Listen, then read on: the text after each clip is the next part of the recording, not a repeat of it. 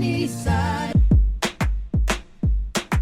Accentuate the positive. Always look on the bright side of one bad movie at a time. Welcome to Your Movie Rocks, an alternate ending podcast where all movies are great movies. Even the bad ones? Especially the bad ones. I'm your host, Mandy Albert, and I have been enjoying this exceptionally balmy, unseasonably warm weather that we are having, and that I assume the rest of the world is having as well.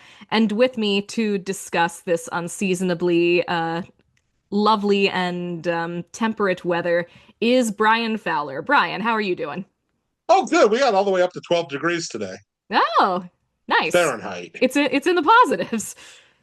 It wasn't the day, Friday. Friday we got down to negative 11 and felt like negative 21 outside. Yeah, that sort of temperature again, should be illegal. And again, I want to emphasize Fahrenheit, not Celsius for our international listeners. Yeah, no, that sort of temperature should not be permitted in dwellings where humans exist. However, you live in Florida, so... I do, and I live in the only place, I believe, on this continent or perhaps on this landmass where it is actually a little bit warmer than it usually is. Like, the temperature got into the 80s today. I was sweating when I was outside in the sun. Insert string of insulting curses here. Yeah, I know. It's okay. We'll have our cold spell next week when the temperature drops all the way down to the 40s. Ooh, you better bundle up. Oh, yeah. No. The bundling happens when the temperature hits the 60s. That's when the people here start pulling out their winter coats. Yeah, one of my best friends moved to Arizona after college, and he's like, he used to be one of those guys. You've lived in the Midwest, you know, the guys who walk around all year in shorts. That was my friend Gavin. He moved to Arizona, and now he needs a jacket when it's 70. Yeah, it's amazing how quickly the blood thins after it is no longer required to be thick. Yeah. Anyway, we have things to discuss besides the beautiful or perhaps not so beautiful weather. Namely, we have movies to discuss. So if you are joining us for the first time, a little bit about how this particular show works. For every show, my guest assigns me a movie to watch and we discuss the movie, just like the 10,000 other movie podcasts you listen to, except that there's a catch. No matter what, I am only allowed to say nice things about the movie. My guest can say whatever they want, but me, only nice things. And furthermore, only sincere nice things. Not, I loved it when this movie ended the star's career permanently forever.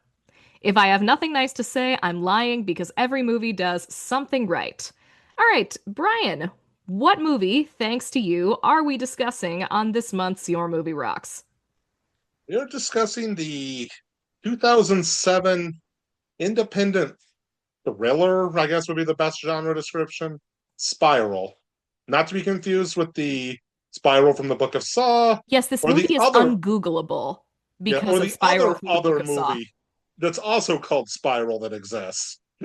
There are at least 3 movies called Spiral. This is the one from 2007, co-directed by Adam Green and Joel David Moore, who most of you will probably know Joel David Moore, who's also the star of this movie from Avatar, unless you are our editor and friend and sometimes co-host Tim, who will immediately say, "Oh, Hottie and the Nottie guy." Will he say that? Yes. Oh, no. This is some old podcast lore. I made them review the movie Hatchet back in the trilogy Hatchet, and the first movie is directed by Adam Green, stars Joel David Moore, which is actually how I found out this movie existed. And Tim immediately identified him as the guy from the Hottie and the Nottie. Oh, that's hilarious. When the Avatar went back into theaters and I saw it for the first time in like 15 years, I was like, Tim, how did you not recognize him as the guy from Avatar? And he response was to me, you know what's worse? As soon as he popped up on screen, my brain immediately went, it's the guy from the Hottie and the Nottie. A movie that I have not seen and do not intend to see anytime soon until somebody who's really mad at me shows up on this podcast. Yeah, I have not seen it either. Mostly I know more from As I mentioned, the first Hatchet movie, he's the star. He's in, I guess, all three Avatar movies. I haven't seen the third one. And I believe he was in Dodgeball. Oh God. I believe that was his first movie. All right, well And I know he's done a lot of other stuff too. So your career has to begin somewhere. I know I'm not supposed to say bad things about movies on this podcast, but I really hate Dodgeball. Like well, probably a we disproportionate didn't amount. we didn't pick Dodgeball for, so that isn't the movie you have to be nice about. The Yes. movie you have to be nice about is Spiral, The movie I have to be which nice about is is Spiral, yes. which I think psychological thrillers probably the best genre description. Although That seems right. for a long time in the movie, and oh, actually, before I start, this is a movie that is very, very spoilerable, and we're going to talk about the whole movie. So if you're interested in it, and I recommend it, I don't know how Mandy actually feels about it. We'll find that out much Of course I later. recommend it. Yes, Mandy recommends it very highly. Maybe pause, watch the movie if you're the kind of person who hates spoilers. Yes, this podcast is always a spoiler zone, but like for this movie in particular, everything is on the table and you will not be able to go into the movie unspoiled if you listen to this first. Yeah, that's it. Yeah, it's like this one's one where it's very much there's a spoiler in this movie. But I would say for most of the movie, it plays more like a slightly darker version of the guy with mental illness, magical pixie or manic pixie dream girl movies that were big in the mid aughts, Garden States and things of that nature. Yep. It plays as a slightly darker version of that for most of the movie. And so let's get into it. What did you like about this movie, Mandy? So I loved this movie, obviously, but before I get into the things that I loved about this movie, can we talk a little bit about why you chose this movie in Oh particular? yeah. Because So I understand also that this movie made about 27 cents at the box office when it came out. So yes. not a lot of people saw this movie. Like, I guess you already As kind of got into why you have seen it, right. but why this one? I really, really liked Hatchet when it came out, which also made basically, pennies at the box office.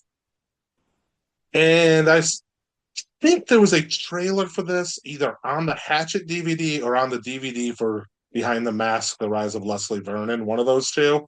Oh, fun. Oh, that looks kind of interesting. And Okay. I really liked that Hatchet movie that Adam Green did. So I ended up buying the DVD sight unseen. And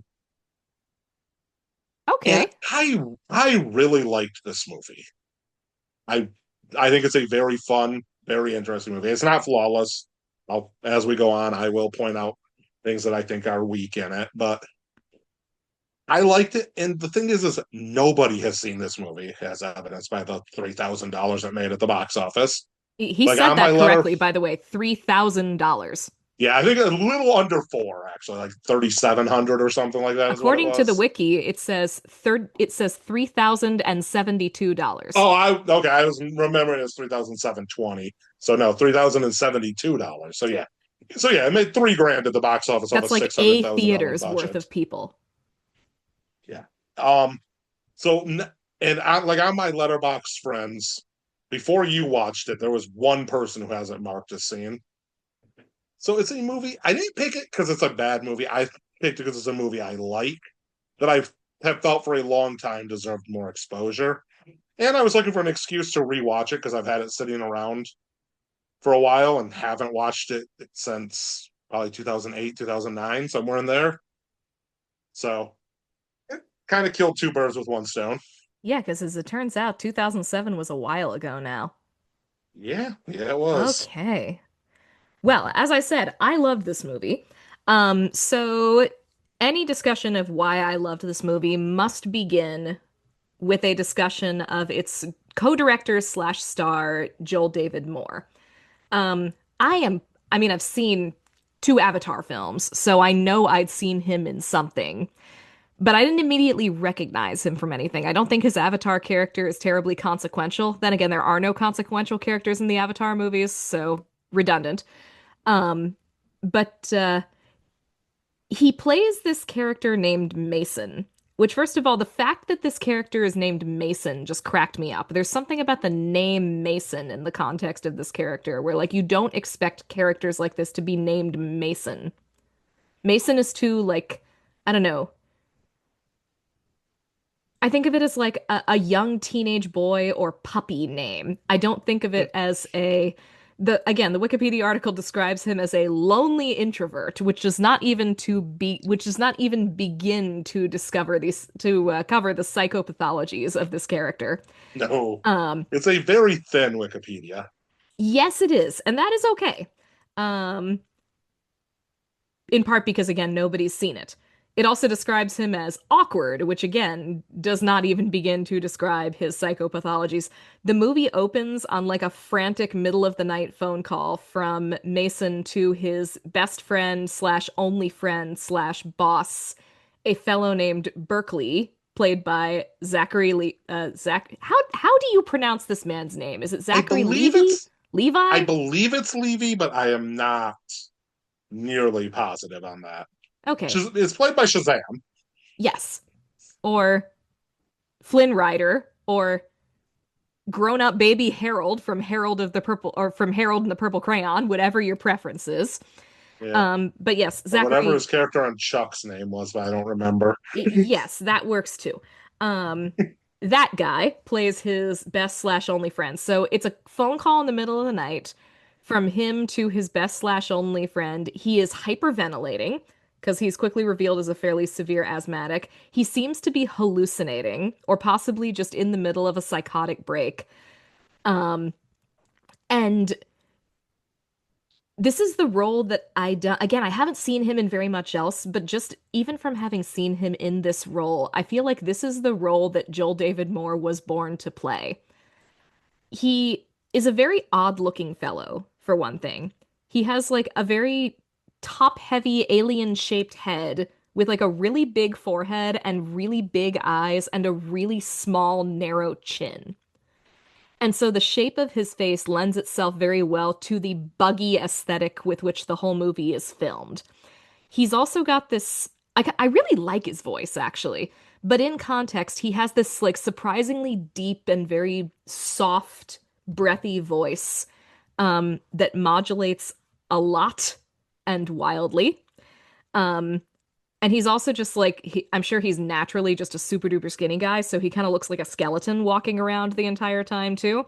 So just from his appearances, I feel like he was born to play a character like this, and I'm not sure that you could have cast the role with anybody better than the co-director. Um, but then he's also just really, really good in this role. When the movie started, I was immediately like, oh God, I have to spend the next 90 minutes with this guy. This is my point of view character. I'm gonna hate both him and his friends so much by the end of the movie. And I was very surprised by midway through the film how much I didn't mind spending time in his company. Yeah, it's a very mannered performance of some, but it's a very fully inhabited one. It He Yes, really does play it as a realistic guy struggling with mental health, struggling with loneliness and isolation. And I also think Levy or Levi, I'm just going to call him Levy because I really don't know. I sure. think he gives a very strong performance in this movie too. He does. He's the kind of guy. A lot of people have a friend like Berkeley who he's a friend who loves you, but he's also just a complete asshole. It's like I have friends like 100%. that, and he's an asshole, but he's your asshole. Uh-huh. Except in Mason's case, Berkeley's his only friend, which means Yes. he only gets the asshole friend in his life. And I think Though it's a strong dynamic, and I think they are both very good in these roles. though late in the movie, Berkeley does have a line when he is like giving his when he's giving his righteous monologue to his soon to be ex fling girlfriend, whatever, over his continued like enabling and toleration of Mason's weird behavior, when he says something about like I'm the only guy in his life who's as big an asshole to his face as I am behind his back. And his back. Yeah, So it's a he's great line. it really is, and the delivery of it is really good. Um, Also, the girlfriend is Trisha Helfer in a just completely random one scene. I don't think she shows up at any other point in the movie. He's with different girls pretty much Yeah. every time we see And him. because she's in that one scene and has lines, she's the fourth billed person in the movie. Right. And also because the movie came out in the middle of Battlestar Galactica. So Oh, yes, yes, like it would have been did. like about halfway through the run of the show. So she was a fairly big name, at least in, niche geek culture And of the people they would television. have sort of been marketing this movie to the extent that they Exactly. were marketing it to anybody, she would have been like a name to market. The people they were failing to market this movie to. Indeed, yes, anybody at But all in this case. We'll get into obviously the thing that the movie presents as its central relationship.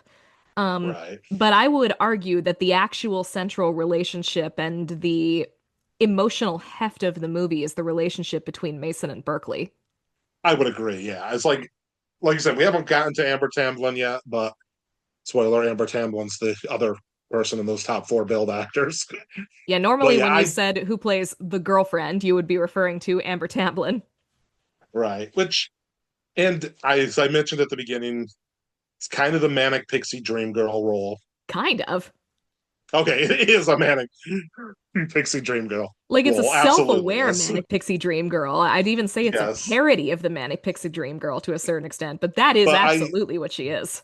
but yeah, but I do agree that the real core of the movie is between Mason and Berkeley, Yeah, and because like, more than you know, Mason and Amber. yeah, Amber, the actress's name is Amber, but the character's name is also Amber. Um, Amber is more of a catalyst for things that happen between Mason and Berkeley than she ever is like her own unique character, which again is kind of a Manic Pixie Dream Girl thing because those characters are never really characters, they're types. Right. Um, And yeah, go ahead. we don't ever see her for reasons that have to do with the plot too, but we never see her when she's not interacting with Mason. She has no interiority that we get to see. We don't see her with any other friends, family. Yeah, She's we see always her with Mason. alone for like 30 seconds and it's a very pivotal 30 seconds, so it doesn't even really count. Right. But yeah, it's like we don't ever see her interact with anyone but Mason, which, as I said, there's a plot reason for this, but it also Mhm. does contribute to her being the ethereal Yeah. figure floating around the movie in that Manic Pixie Dream Girl. Yeah, and the writing is tight enough in the movie that I'm like, they had to know what they were doing when they wrote her that way. Especially Oh since, yeah, as I'm you already sure. noted, this was like the golden age of the Manic Pixie Dream Girl Yeah, romance. I think Garden State was 2 years before this. I think it That was sounds right, 2005, because I'm pretty somewhere in sure that that came out while I was in high range. school. Yeah, it's right in that range at least, which I think of as the text for that whole Yes. movement. Um, And especially for this particular version of it with mental illness and yep. all that, it very much reads as like a dark parody of Garden State at parts of this movie. Yes. Honestly, directly Garden State, the more that you bring it up. Yeah, which I haven't watched Garden State in 20 years, so I what saw I Garden remember are State bits once and very shortly pieces. after it came out, and I also Yeah, haven't seen it again. So maybe I'm talking out my butt here. But this does feel in many ways like a direct response to a lot of the happenings and themes of Garden State. yeah, Speaking of the exactly. happenings, we've only like just barely touched on what the plot of this thing is. Yeah, So actually, we we haven't have, really touched on the plot much at all yet because indeed, it's not a very long plot. It is no, it's a much more of a simple plot. mood piece for most of the movie than it is a plot story Indeed, heavy movie. it is a mood piece rather than a beginning, middle, end piece, making it a little bit like the jazz music that Mason favors as one of his preferred art forms. But to the extent that there is a story going on here, because it's a fairly straightforward story, Berkeley has gotten Mason a job in the absolute worst field he could possibly be in, which is as a telemarketer for an insurance company. Which talk about like I'm not sure that's anybody's dream job, but it's a really especially bad one for this guy. Yeah, for a Um, guy who's painfully introverted to the point of it being absurd. yes, like he has negative social skills. Anybody on a phone call with this guy would immediately do the opposite of whatever he had just told them to do. So he works for this insurance company, and Berkeley is his boss, and Berkeley basically like keeps him from getting fired. That seems to be his primary job. And then he has this new coworker named Amber who just kind of approaches him when he is out on a bench outside the office one day and starts chatting. And he makes it he even though he gives off very powerful "don't talk to me" rays to everybody around him, including her, she continues to approach him because she thinks he's interesting or something. And eventually the two of them kind of begin to form a relationship of Yeah. sorts, like a friendship, and then it starts to kind of become tinged with romance. But Mason has some issues with a capital I, and the No, depth of those issues begin to surface as his relationship with Amber gets more and more serious. I don't know if is quite the word for it, but intimate deep certainly end. is. Yeah. Intimate spell. Also important to point out that Mason is a painter Yes. who has apparently had several different women, who have posed for him for a series of paintings, and also painted postcard versions of famous jazz album covers, which he and what happened to those postcards is actually a running minor mystery through most of the movie. Um, is it kind of reveals a lot of his backstory too in those Yes. postcards, which okay, here we go. Spoilers are coming out Spoiler now time. because Yep. there's just no way to talk about this movie without talking about the spoilers. It it because all of the plot is in the last like 20 minutes of the movie. Yeah, we just described the entire non-spoiler plot, so we would have a very Yeah, boring conversation if we couldn't talk yes. about anything Oh, beyond and that. Amber it becomes one of his models. That's the Ah, other part yes, of the plot. yes. That's really Okay, the that's now primary that's the primary way in which their relationship becomes intimate. Like I think they sleep together vaguely once, but mostly it's that she poses for his paintings and she poses for him in again more and more intimate ways until like he does a topless painting of her.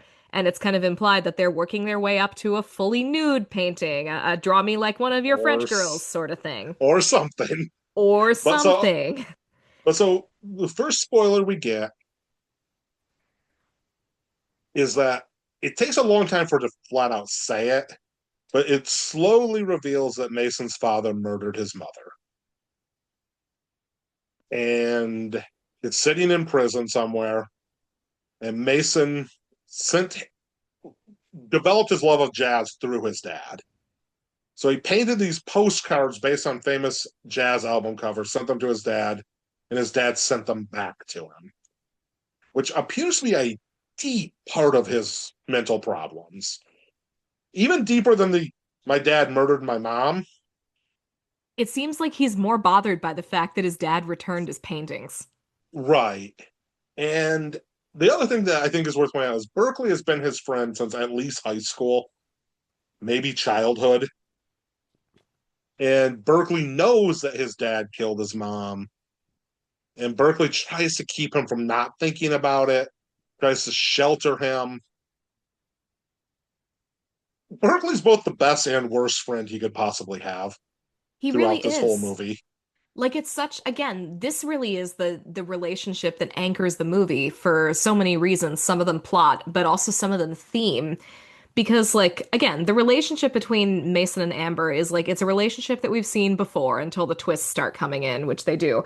Also, Amber Tamblyn at this point was exactly like we talked about how Joel David Moore is super weird looking. Amber Tamblyn is exactly the kind of like generically cute girl Yes. who was Yeah, needed for this role. she's just that's the exact right word. She is cute.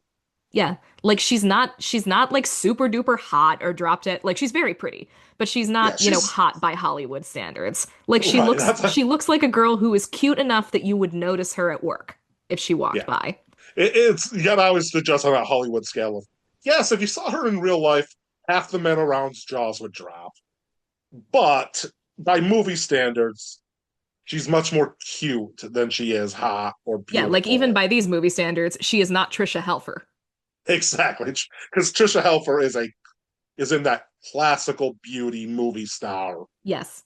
But again, true to the manic pixie dream girl type, Amber Tamblyn Right. is cute. Yes, and I think she plays what is a very thin role very well.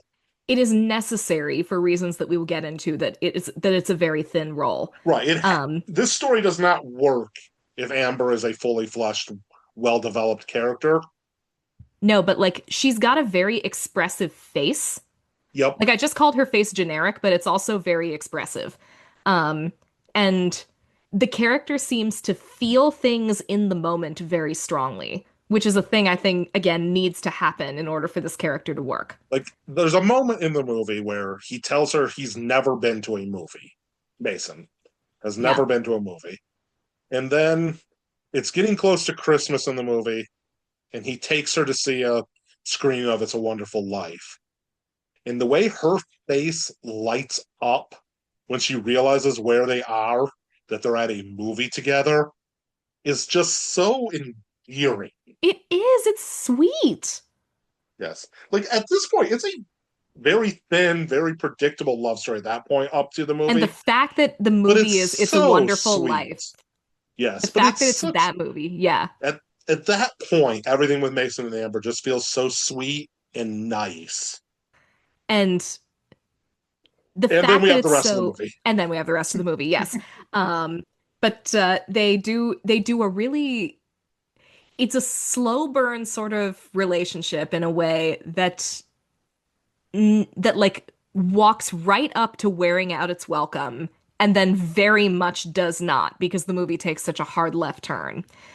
But even before we get there, back to the relationship between Mason and Berkeley, like so Right. much of Berkeley's identity seems to be tied up in being Mason's friend.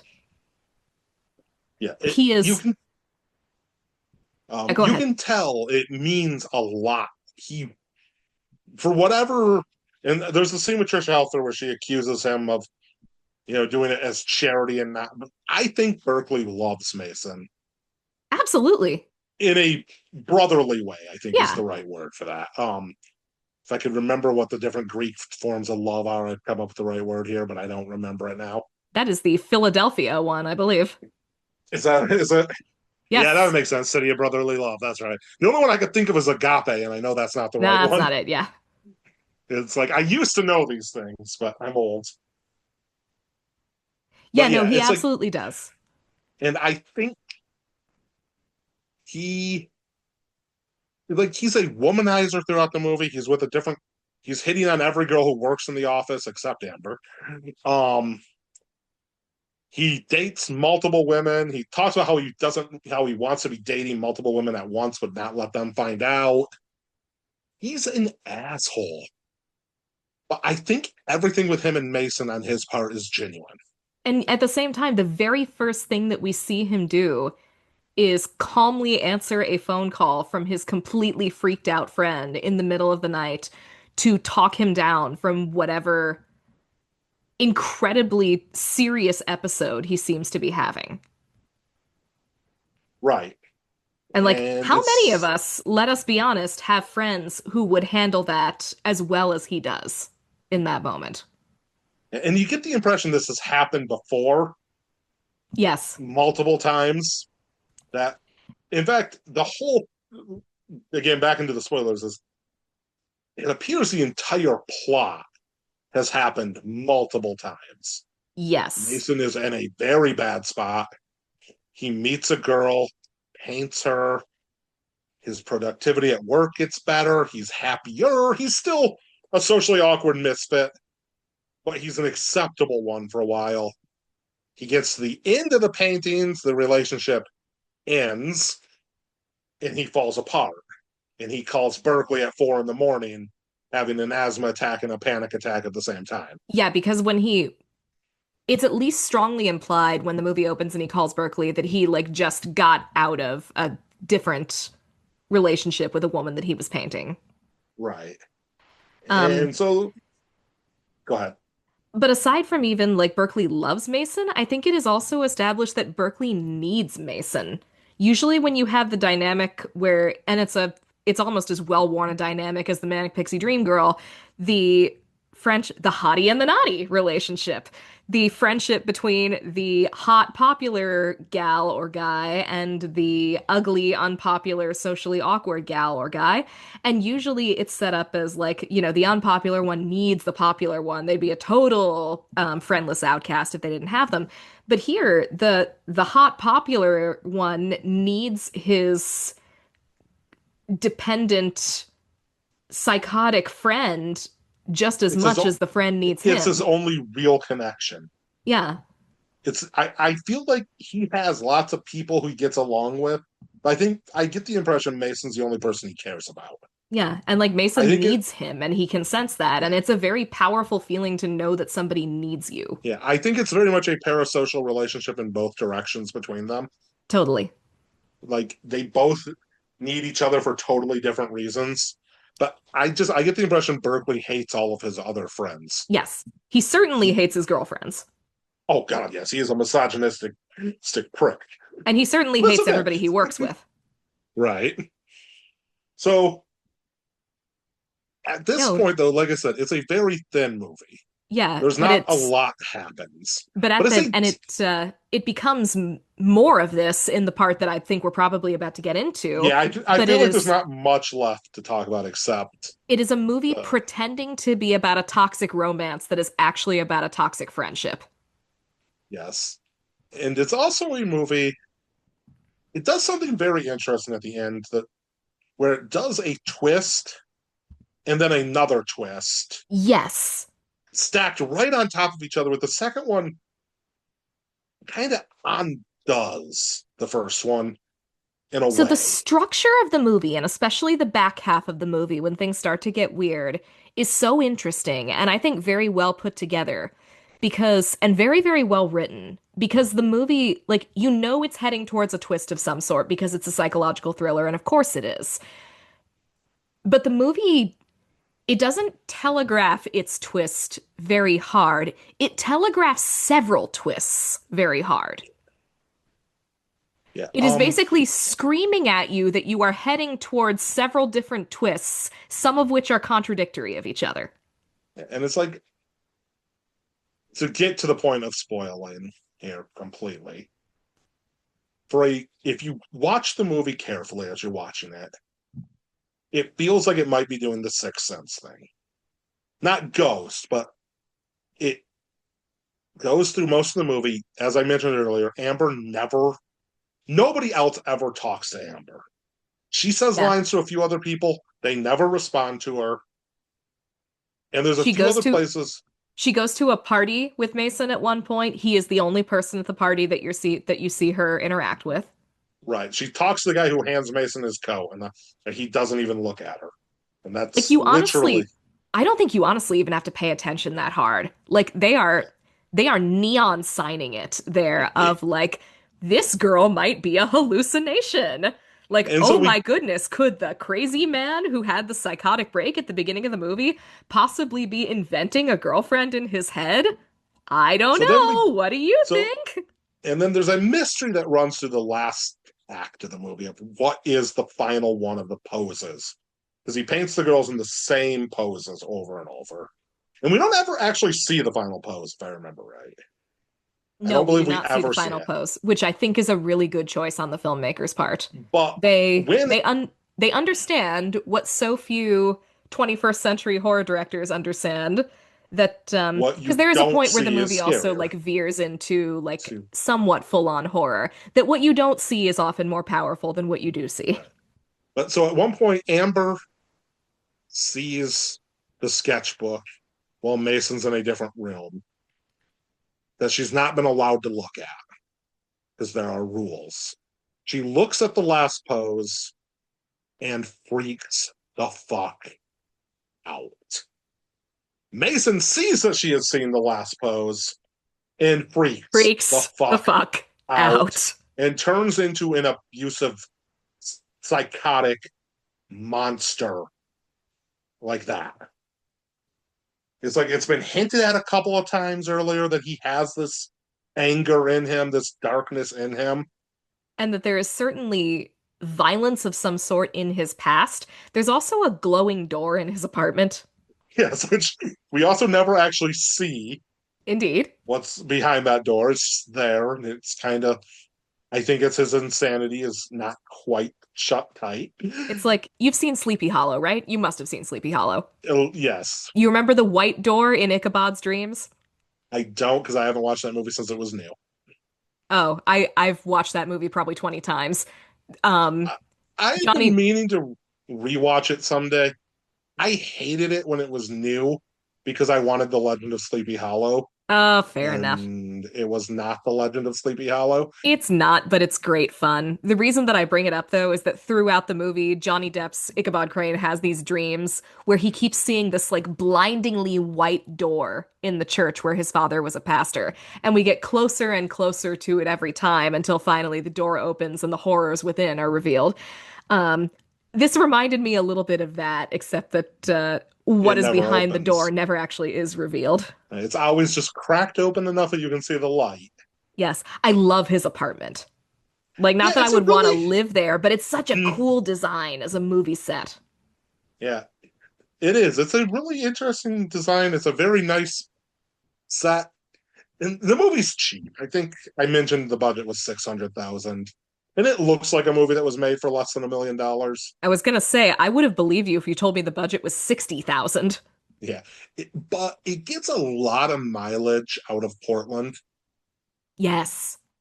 It gets a lot of production value, which is something Tim has talked about a lot on The Bride of Alternate Ending, about how a lot of cheap horror films work as brilliant time capsules for a time and place. Yes, And and this this one works so well for Portland. went circa mid 2000s.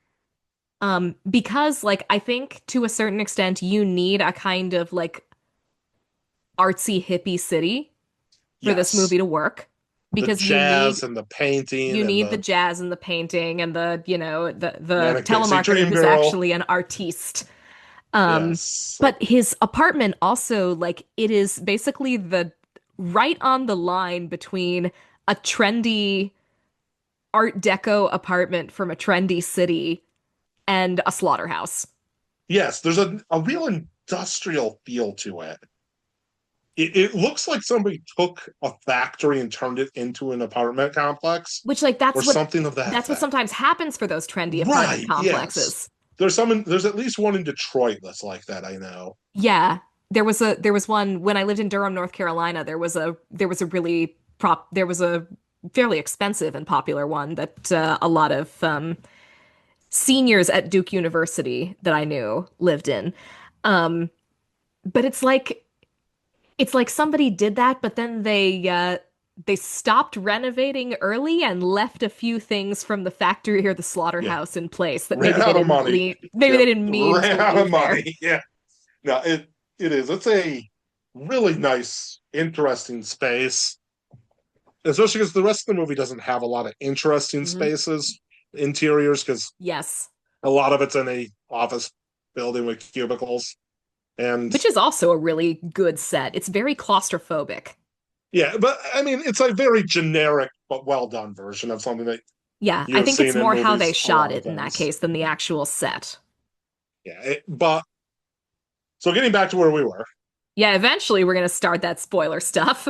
So they both freaked out. The last thing we see in that scene is him dragging her down across the floor by her hair. Do we And see then him take her behind the door? Oh no, just in that direction. If I Just in that remember direction, right. okay. Yeah, he's dragging her. I think he drags her right off screen. We If I eventually remember see right. him come out from behind the door, but we don't ever Right. see her go behind the door. And then we cut to the insurance company, phone bank, whatever. And he comes in, hands covered in red, having another psychotic break, begging Berkeley for help. And Berkeley finally gets to the point of tough love. And Berkeley loses his temper, but he still loves him. It's not a, I'm done with you. It's a, we have to get past this. She It's a wasn't like, real. I have indulged this long enough. We need to move on from this sort of thing. She wasn't real. The other girl wasn't real. The other girl wasn't real. None of them were real. No girl is sleeping with you. No girl is letting you paint her naked. You're making them up. And there's a great line in Oh there my God, it's where heartbreaking if you're talking about the one where he's like, how can you can tell? you tell? Yes, the none of them were real. No, how can you tell? And it is devastating the way he No, performs that I felt line. my heart go pity pat for him a little bit with that. So we've Oh, now his had hands. He also says something about I've because never seen Mason's, bloody hands, yeah, I've but never I have seen bloody seen hands, but I've seen your hands covered hands covered in in paint, and that's what they paint. look like. Yes. And so the movie could have ended there and been fine. Would have been, oh, she never existed. It wouldn't have been great, but it'd been fine. If nothing else, just like ending on that, how can you tell would have been a hell of an emotional beat to end on. It Right. wouldn't have Yeah, saved the exactly. movie, but it would have still been a really good moment. Yeah. However, Then guy we see once or twice earlier in the movie who works on a different floor of the building stops by to talk to Berkeley after Mason goes to wash his hands. And they bullshit for a bit. They talk about the Trailblazers. And then he just casually mentions, hey, this one girl who works on my floor didn't show up today. And her mom called, said she didn't come home last night, like we're her babysitter. But anyway, I've seen your creepy friend talking to her a couple times. So can you ask her if he knows anything about where Amber is? And it's Berkeley's turn to freak the fuck out. yep. And meanwhile, which I didn't mention, but she had given Mason 2 bus tickets. Open ended, can leave whenever you want, go wherever you want, which I don't know if those kind of bus tickets actually exist. Yeah, I don't know. But it works for the plot. The movie ends with Mason on a bus, Berkeley freaking the fuck out, realizing his best friend is a serial killer, Yep. and a pretty young girl looking over Mason's shoulder at his sketchbook and saying, she's pretty. Roll credits. Doesn't he say something too, like she's nobody? Oh, yeah, she's pretty. Who is she? She's nobody. And then roll credits. And then we roll credits for like 6 credited actors in the movie. Yep. And some Like stunt performers. there's really only like 5 or 6 actors who actually do anything in the movie. It's a very well contained movie. Like, in part, that's budget constraints, but Right. They didn't budget have constraints are good for a movie, yeah, is they my didn't have the philosophy money on to this. it's like I wonder if some of the people working in the buildings were even actors or if they were just flat out extras. Like, hey, casting, hey, if you want to be in a movie, come down. Yeah, they grabbed a few of their friends and were like, hey, be in our movie for a day. Yeah. Put on a shirt and Here's a tie, come tie. on Yep. in. Yeah, exactly. But no, But but like, budget constraints are good for a movie. I have come to believe that, especially for genre directors, puking money at them is usually harms more than it helps. yeah. Because restriction forces you to actually be creative, and it also forces you to make choices. And so they Which have a couple of sets, aside from just like, the streets of Portland at night. They have a right. couple of characters, they have a couple of relationships, they have a couple of plot beats, and they're able to get so much out of all of the combinations of those. Which Moore also co-wrote the movie. Oh, yes, he He's did. he's co-writer, co-director, and star. Busy And fellow on here. if I remember right, from when it was relatively new and you could find things out about it still online, because I can't find any of the stuff that used to be out there. Uh-huh. But if I remember right, it started, he was just the director. And he realized he was in over his head trying to do the direct it and star in it at the same time, and called Adam, who had just directed him in Hatchet like a year earlier. I was like, can you help me? And I Adam mean, wasn't that was a good move too.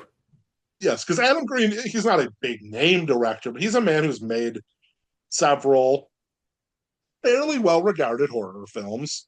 Hatchet 2, Frozen, not the Disney movie. Yeah. And a few others since then, now that I'm drawing a blank on the name of. And Morris direct Yeah.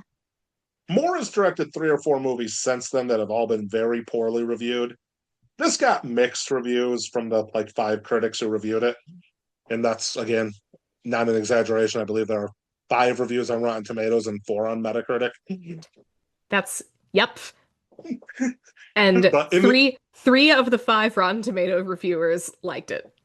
yes, and I think it has a 40 out of 100 on Metacritic. So it's Yes. not particularly well reviewed. It's not particularly poorly reviewed.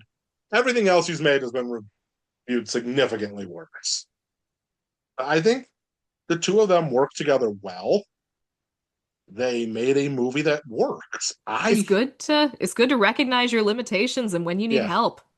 Yeah, I think it's a very well-made, slightly Hitchcockian. I don't want to act like it's as good as Hitchcock, but going for Hitchcock at least. But like things that aren't Hitchcock can still kind of scratch the Hitchcock itch. Right, exactly. It's like I want to make sure I'm not, overselling it because I think it's a good movie. I don't think it's a masterpiece or anything on that level. Do you know what made me want to just like weep gossamer tears of joy? The runtime? That, yes. But also It's 91 minutes. But 90 also minutes, 91 minutes, something like that. there is no message in this movie. No, none. Like there are themes. We have discussed some of the themes, but there is no message or attempt at a message. It's just a grubby little psych thriller that is like, hey, look at this fucked up guy and his fucked up life. Aren't we happy not to be fucked up like that? Ha ha. Yes, it gets to the end, and the closest thing to a message is murder manic pixie dream girls. You'll get away with it. Which, like, okay. We don't need to think too hard about that. No, But exactly. like it doesn't there's waste no any message. it doesn't waste any time trying to, say anything about like the plight of the mentally ill or toxic masculinity or any And of it the could. it's just It absolutely could. Berkeley could easily be an essay on toxic masculinity. oh yeah, and But they he's could have not. added 20 unnecessary minutes to the runtime making this a message movie about it, and they didn't. Yes, and that's something you and I have talked about, not on podcasts, as off air, about how we miss when people knew that you could make a horror movie that was just grubby and nasty and mean. And that's what And this is. movie, at least those last 15 minutes of this movie are grubby and nasty and mean. And they're mean because of what's come before it. Mm-hmm. Especially because their relationship was so nice and sweet, and you could really root for this couple. And he just brutally murdered her to the point where his hands are covered in her blood. We don't know what he did to her. Also, I'm just going to throw out there, it did not look like paint. No, I agree, but Berkeley did not. I don't think it ever crossed Berkeley's mind there was a No, and it wouldn't. And the possibility line, and she was the line real. that he has about like, well, I've seen your hands covered in red paint before, suddenly takes on a much darker tinge when you realize what he's actually seen over and over Yes, again. he has most likely seen his best friend's hands covered in a woman's blood multiple times. And I like this movie. Fun. I also really like the music. A lot of Like jazz. yeah. Like I'm not a jazz person in general, but you don't need to be to appreciate the jazz soundtrack of a movie. Yeah, I think jazz works extremely well for a needle drop score Yes. because It's mostly original music too, isn't it? I honestly believe so. Yes, I believe I read that on Wikipedia. Yeah, because they don't play a lot of the standards. No, it's like there's a couple times where he literally needle drops, but even then, I don't know if they're actually because I don't know jazz well enough to recognize if it is, something that I should know that's a famous song Yeah. that's existed for 80 years. I have no idea, but I do It's think good just mood jazz. music. Yeah, exactly. It works as just you can set a mood, you can set a. It's not usually distracting. I think the music works in this movie. Like I said, the movie's cheap, and it had to be cheap. I mean, it made $3,000 at the box office even as It was is. still It a huge lost. flop, yes. Yeah, it lost hundreds of thousands of dollars despite costing nothing. If they'd put $5 million into this movie, somebody would have lost a job. Yes. But As it is, somebody probably did. yeah, quite possibly. But it is just, I like this movie, and I just feel like it deserves a bigger audience, And which that's is also the again thing is that why I picked it. cheap doesn't mean bad. No, not as Cheap long as can you be know what bad. you're. Yes, as long as you know what you're doing, and you know you don't have the budget to do X, Y, Z, so just do X. You can make Yeah. a good movie for a lot less money than. I mean, you Like couldn't make to Avatar cheap, but yeah. you can make a movie like this cheap. But like to contrast this with another cheap horror movie that I watched for the column not too long ago, Winnie the Pooh, Blood and Honey. Also Mm. cheap. Money got spent in all the wrong places.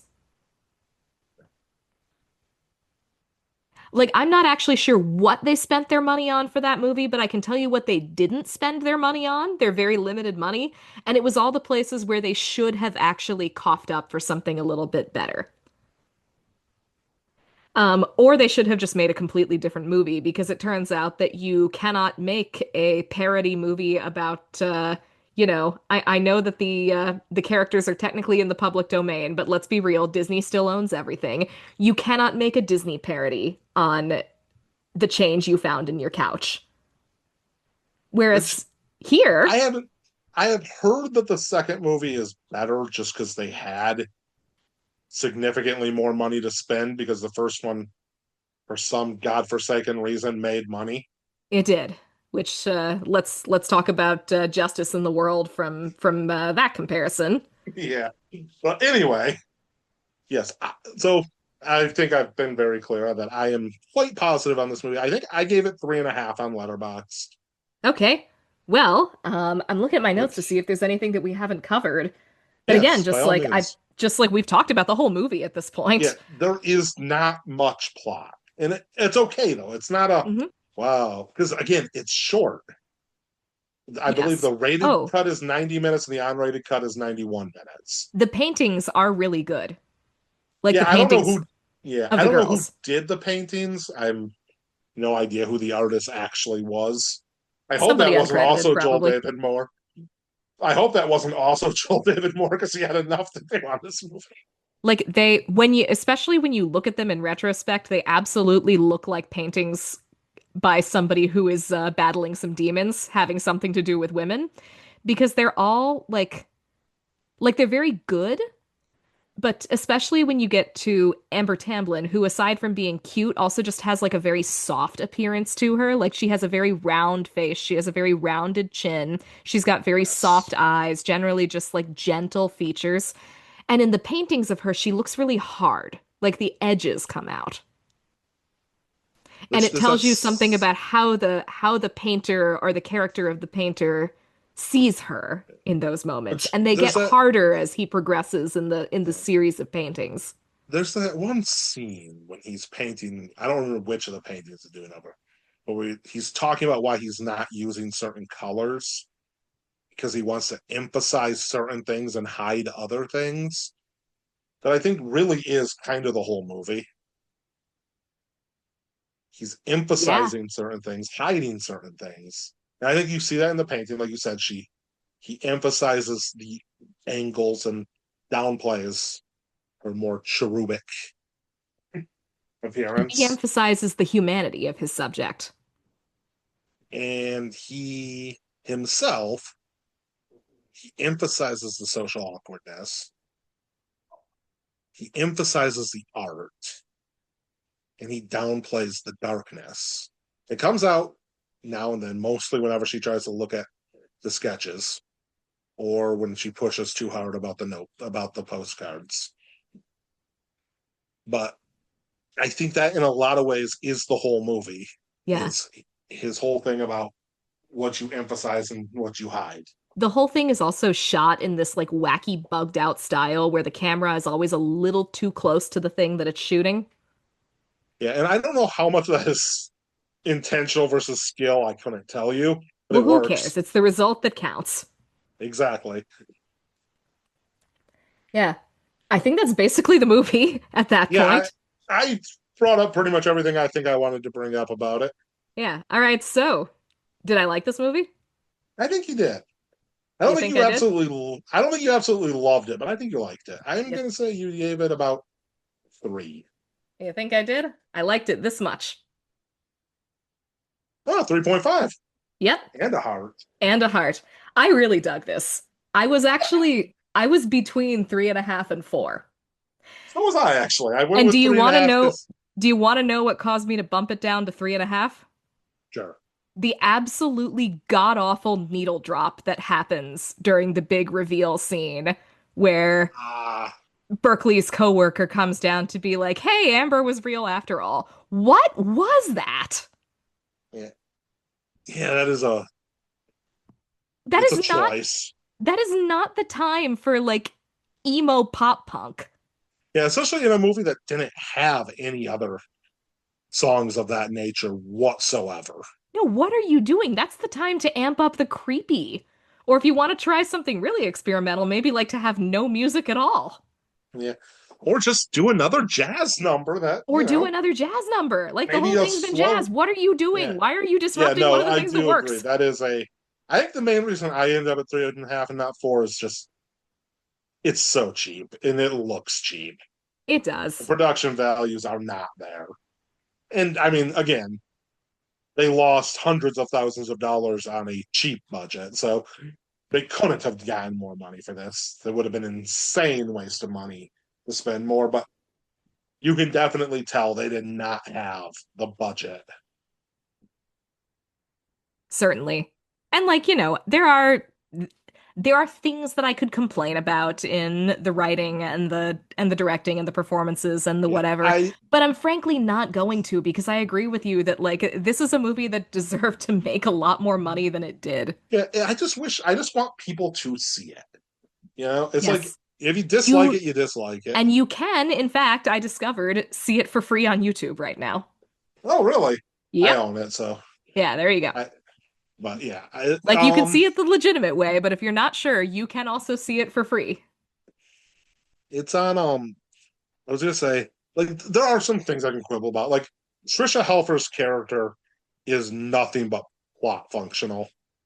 Yeah, she's pointless, but She is only there to give Berkeley a chance to have that speech about being the asshole, the yes, same asshole to his face and behind she his. needed to be there so that Zachary Levi could do his character establishing third act opening monologue. I do Right. stand by I still think the best use of Zachary Levi was probably Entangled. But until I saw this movie, I was like, that was the best use of him, and nothing is in second place. Now I would say that was the best use of him, and this is a pretty close second. Yeah, I like what he did in Shazam. Other than there's a serious tonal mismatch between Billy in the movie is like 13 and Zachary plays him as like when he's a child in an adult's body like he's about 8. Yeah. I just didn't like Shazam. That's And fine. It wasn't particularly good. and I don't I have a visceral negative reaction to man children, which unfortunately seems to be where Zachary Levi's career has headed in its Yeah, in its current but decade. yeah, but this movie, I think, at least live action, I think this is the best performance I've seen from him. It's I think yeah, I absolutely. think the two of them, him and Joel Moore, they both have characters that feel lived in and real. Their friendship feels real, and that can be hard to do. To really make someone feel like, hey, yes, these guys have been friends for 20 years. Especially when you have two characters who one of them is this over the top in so many ways. Well, and both of them are in like they're both over the top in a way, just in very, very different directions. But Yes. because Berkeley is such an over the top, womanizing alpha male. But again, that's not the point of the movie, and we don't get a lecture about toxic masculinity out of it. Thank you. Thank you. Thank you. Can we get some like current horror directors and writers to watch this movie and for somebody to be like, this is how you do it. Yeah. But yeah, I'm glad you liked it because, like I said, I just want more people to see this movie. I think it was criminally overlooked. I did. And Thank you for bringing this movie to my attention. I very much appreciate it. yes, I am introducing this movie to the world.